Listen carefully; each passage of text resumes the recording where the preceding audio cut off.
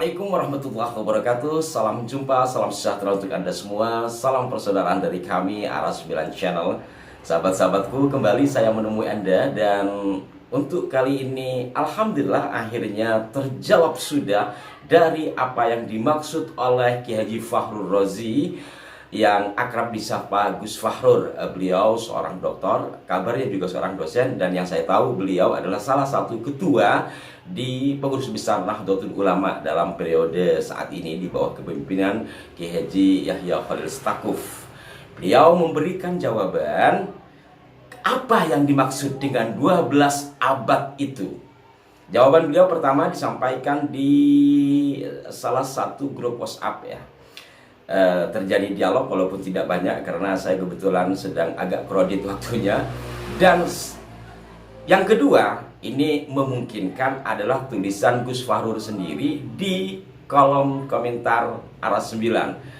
Dan untuk mengingat kembali, saya akan baca kembali dari tulisan beliau itu. Mungkin ada yang tidak menyimak sebelumnya. Ini ada dalam artikel beliau yang satunya ketikan aslinya dikirim ke WhatsApp group, satunya lagi itu dalam bentuk link media atau yang dimuat di salah satu situs berita online. Nanti bagi Anda yang ingin membacanya secara utuh, insya Allah admin kami akan mencantumkan di kolom deskripsi ya. Saya baca ulang. Hari ini saya melihat mendadak banyak orang mengaku keturunan Wali Songo yang sepi selama 12 abad.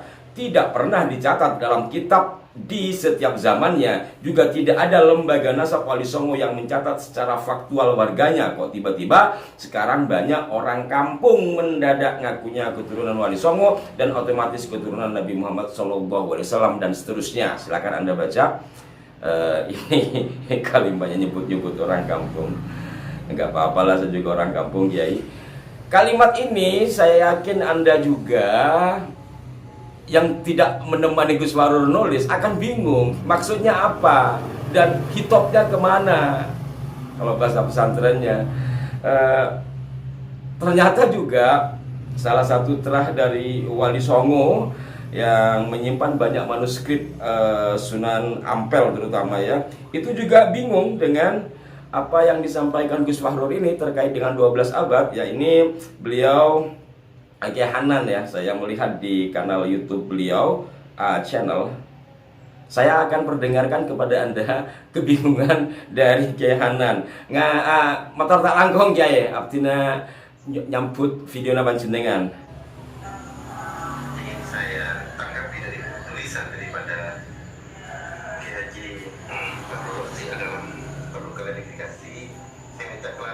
Maksudnya seperti catatan 12 abad itu apa? Maksudnya Gus Fakhrur Razi mengatakan di Wali Songo itu 12 abad seperti catatan itu apa? Ini apa namanya itu sih ya? Ini kan dulu pesantren juga, jadi bagi negara ya mesti hati-hati. Jangan sampai membuat statement yang apa ya namanya, yang tidak pada faktanya, mengatakan 12 abad ini bukan tanggung-tanggung bagus.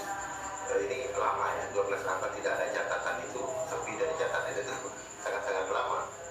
Jangankan di Juli Wali Songo, di Orientalis, di Portugis saja contohnya mencatat tentang Wali Songo, apalagi Wali Songo dan Duriannya tahun 1500.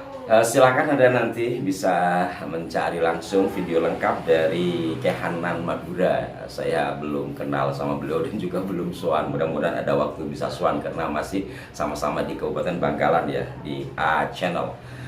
Artinya beliau saja yang banyak menangani manuskrip-manuskrip dari Sunan Ampel dan penerusnya. Ini juga bingung apalagi saya. Alhamdulillah akhirnya beliau memberikan jawaban. Ternyata tulisan itu saya lihat di grup WhatsApp ya, beliau tunjukkan ke Pak Mugi Washabihi kurang lebih. Awalnya saya bingung Pak Mugi itu siapa. Ternyata setelah saya tanya ke teman, yang dimaksud adalah Tubagus Nur Fadil. Sempat saya katakan saya gak kenal kalau Pak Mugi. Karena kalau Tubagus Nur Fadil ini walaupun saya tidak akrab, beberapa kali terjadi kontak dan pernah bertemu ketika saya di Jogja ya. Ini mohon maaf bukan berarti saya pura-pura nggak kenal ya, karena nggak akrab di telinga saya sebutan Pak Mugi. Maka dari struktur kalimat dan pola penulisan serta gaya bahasa yang digunakan, menurut analisa saya yang ada di kolom komentar ini ya tulisan Gus Fahrur. Tapi mohon maaf kalau salah ya. Mungkin saja beliau yang memberikan petunjuk kepada orang kemudian menyampaikan di kolom komentar. Tapi intinya sama dengan yang ada di WhatsApp group. Ini yang nulis @user dan seterusnya itu ya.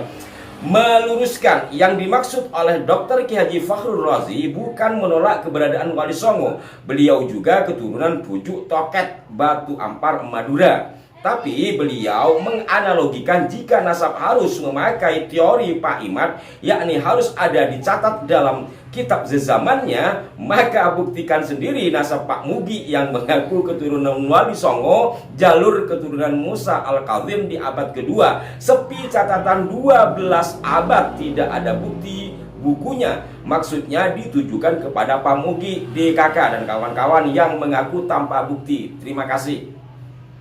Jadi kesana. Mohon maaf saya tidak mentertawakan, tapi kan dalam sebuah kerangka penulisan ya harus jelaskan. Dan ya terima kasih Kiai atas jawabannya. Beliau masih keturunan Bujuk Toket. Kebetulan 2 hari atau 3 hari yang lalu saya ke Batu Ampar jemput adik saya yang ada di pesantren sana ya, di Kiai Malun. Nah, terkait dengan Musa Kazim yang disebut oleh Tubagus Nur Fadil itu merupakan leluhur Wali Songo, di antara anggota Wali Songo lah ya, kurang lebih demikian. Itu juga pernah kami diskusikan dulu bersama Ki Agus di lantai 8 PBNU. Ya gini-gini kantor saya dulu di PBNU kayak di lantai 7 dan lantai 8. Tapi sejak corona belum ke sana. Itu bahasan lain. Nah, saya lebih fokus ke sini. Jadi kalau mengotak-atik dari yang ditulis oleh Kiai ini, beliau kan menulis sepi 12 abad ya, dan di sini dikatakan bahwa Musa Kazim itu hidup di abad kedua Hijriah. Nah, sekarang abad ke-15 Hijriah. Kalau Masehinya itu abad ke-8 ya, karena beliau itu wafat tahun 799, berarti kan berada di lingkup abad ke-8 Masehi. Jadi sekarang abad 21. 21 dikurangi 8, 13. Kemudian sama, sekarang kalau Hijriahnya kan 1444. Berarti maksudnya kan ke abad 15 Hijriah. Sementara Musa Kazim itu hidup di abad kedua Hijriah. Kalau dalam Hijriahnya beliau lahir 128, wafat 183 dalam lingkup abad kedua. Sekarang abad 15 kurangi 2, 13. Jadi Kiai Fahrur ini memajukan kesepiannya itu 1 abad sebelum abad ke-15 Hijriah dan sebelum abad ke-21 Masehi. Seperti itu ya Kiai. Saya tidak menyalahkan, hanya otak-atik saja biar tidak terlalu tegang. Mohon maaf jika ada berisik-berisik suara. Kebetulan di tetangga ada musibah sehingga banyak tamu. Saya menyempatkan diri buat konten karena dari kemarin saya kredit ya. Saya lanjutkan di kolom komentar di sini dengan pengirim yang sama.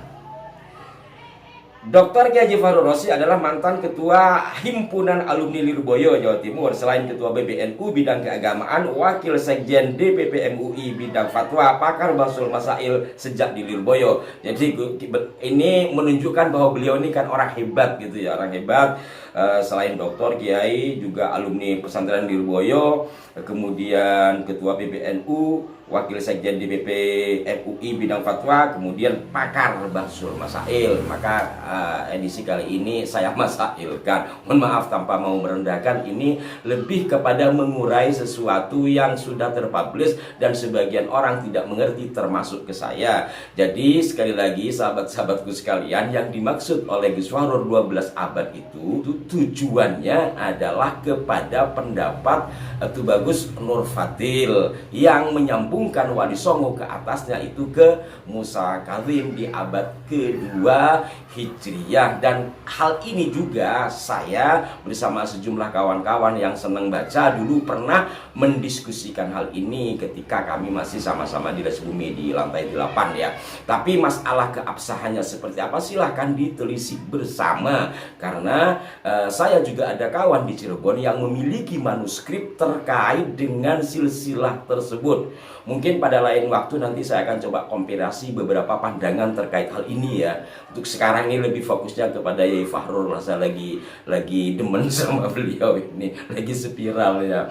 Salam hormat Kiai, pada nak foto buju, mohon kula juju ki, menabi panjenengan kan buju.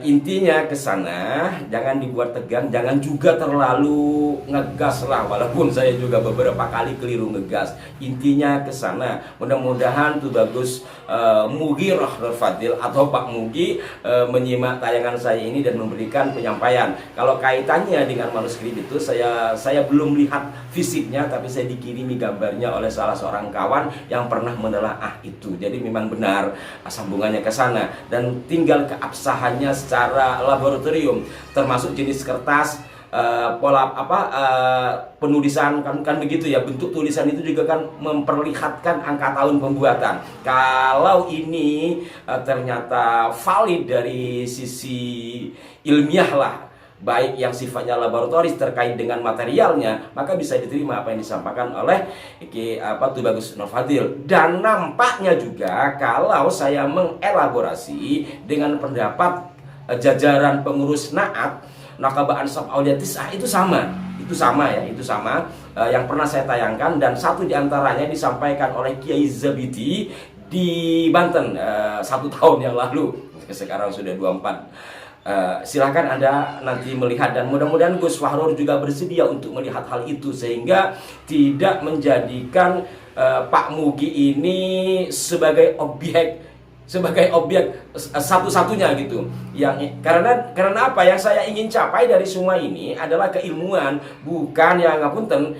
Saya melihat dari dua sisi, antara Kiai Fahrur dengan yang menolak Kiai Fahrur ini nampaknya lebih kepada emosional yang dibumbui oleh penelitian, kalau mau minjam istilah Kiai Fahrur sendiri. Jadi mohonlah ini disikapi secara bijaksana lah, jangan hanya menjadi main-mainan di medsos. Demikian sahabat-sahabatku sekalian, pada intinya yang dimaksud 12 itu apabila Wali Songo disambungkan ke Musa Kadzim sebagaimana disampaikan antara lain oleh Tubagus Nur Fadil. Tetapi karena 12 abad berarti Gus Fahrur menghitungnya dari 1 abad yang lalu ke abad 8 Masehi. Terkait dengan kitab zaman, nah ini juga penting biar kita tidak salah paham dengan beliau. Yang dimaksud oleh kitab zaman, kalau saya menggunakan istilah bukti zaman, saya tanya di grup itu, apa yang Kiai maksud dengan bukti zaman itu harus kitab terbitan? Iya dong, jawab beliau, sebagaimana yang disampaikan oleh Pak Imad. Pak Imad ini yang dimaksud adalah Kiai Haji Imaduddin Usman. Apakah Kiai Imad menulis seperti itu? Rasanya nggak seperti itu ya. Silakan Anda menilai sendiri, tetapi hilangkan rasa kebencian lah, kita semua bersaudara. Dan mohon maaf kepada semuanya, walaupun acak-acakan pembicaraan saya ini, mudah-mudahan masih ada titik manfaat yang bisa dipetik. Sampai jumpa, mohon maaf. Wassalamualaikum warahmatullahi wabarakatuh. Salam hormat.